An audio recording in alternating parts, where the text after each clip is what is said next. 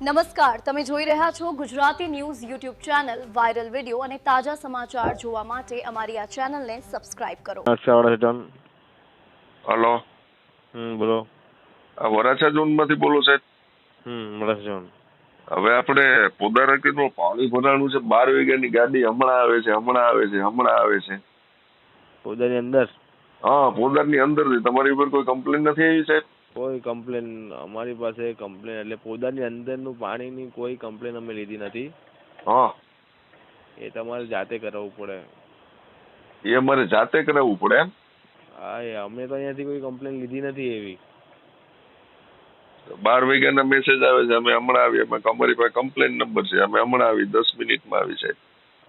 અમે તો લીધી જ નથી, પણ તો તમે પછી અમને કહી જ નહીં શકો. કેમ કે એ પાણી કદાચ તો મેન્યુઅલી જ કાઢવું પડે તમારે પંપથી. અચ્છા, તો આ એસએમસી શું કામની? આવો પ્રોબ્લેમ પડ્યો ત્યારે આપણે આ એસએમસી શું કામની સાહેબ? તમારું નામ શું છે? તમે કોણ બોલો?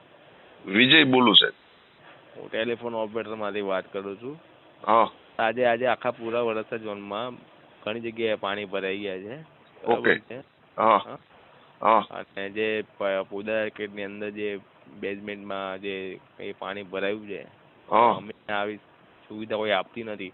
હવે તમારી કમ્પ્લેન લીધી છે, તે કોઈ અધિકારીએ લીધી હોય, બરાબર છે? કેમ કે મેં તો અહીંયાથી કોઈ એવી કમ્પ્લેન લીધી નથી. કેમ કે ઘણી જગ્યાએ એવી રીતે કમ્પ્લેન ને એવું છે, પણ આપણે મેન્યુઅલી જ પંપ દ્વારા એ લોકોએ કાઢવું પડે છે. એટલે મેન્યુઅલ એટલે તમારો કહેવાનો શોર્ટમાં મતલબ એવો છે કે તમારે તમારી જાતે કાઢવું પડે, એસએમસી કોઈ મદદ નહીં કરે, એવું તમે કહેવા માંગો છો ને? હા હા હા હા. એટલે આજે પોદારાકેટમાં જે પાણી આવ્યું છે ને, એમાં એસએમસી ની ભૂલ છે. એસએમસી ની ભૂલે પાણી આવ્યું છે.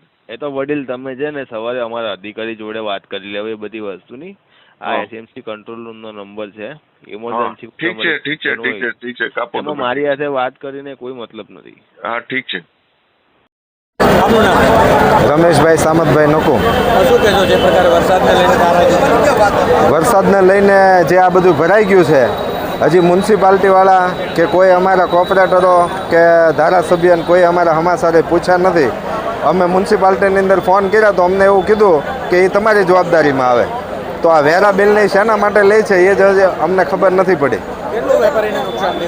વેપારીને 2 કરોડ આજુબાજુની અંદર નુકસાન થયું છે.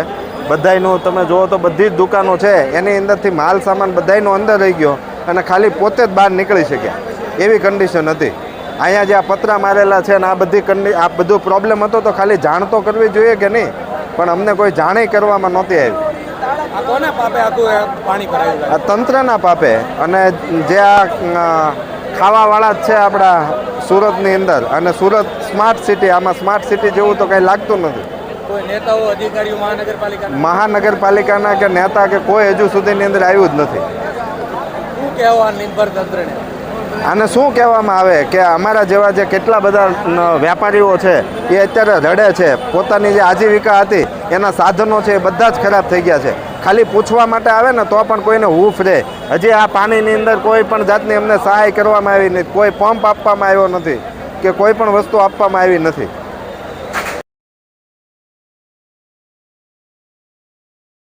આ ન્યૂઝના રિપોર્ટર છે Arvind Rathod. Gujarati news YouTube channel Surat. ગુજરાતથી તમને મહત્વના સમાચાર મળતા રહેશે, માટે જોતા રહો ગુજરાતી ન્યૂઝ. ધન્યવાદ.